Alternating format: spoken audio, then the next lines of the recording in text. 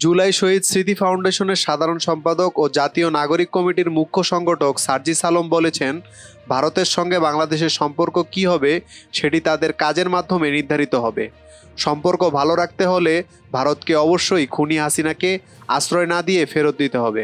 বাংলাদেশের মানুষ তার বিচার করবে। শনিবার দুপুরে রাজশাহী জেলা শিল্পকলা একাডেমিতে জুলাই শহীদ স্মৃতি ফাউন্ডেশন আয়োজিত শহীদ পরিবারের পাশে বাংলাদেশ শীর্ষক অনুষ্ঠানে তিনি এসব কথা বলেন। জুলাই অভ্যুত্থানের স্পিরিটের সঙ্গে বিশ্বাসঘাতকতা করলে অন্তর্বর্তীকালীন সরকারের প্রধান উপদেষ্টা অধ্যাপক ডক্টর মোহাম্মদ ইউনূসকেও ছেড়ে কথা বলবেন না বলেও মন্তব্য করেছেন সার্জিস আলম।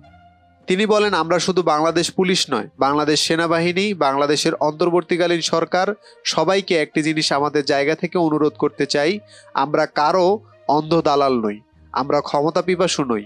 বিবেকবোধের জায়গায় যদি আমাদের মনে হয় যে কেউ এই অভ্যুত্থানের স্পিরিটের সঙ্গে বিশ্বাসঘাতকতা করছেন, ইভেন প্রফেসর ডক্টর মোহাম্মদ ইউনূসও যদি হয়, আমরা তাকে ছেড়ে কথা বলবো না।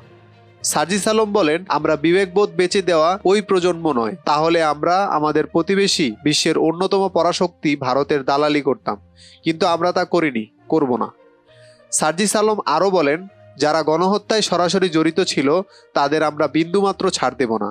পুলিশ হোক, আওয়ামী লীগ হোক, যুবলীগ হোক, ছাত্রলীগ পরিচয় যাই হোক, এই পরিচয়গুলো মুখ্য নয়।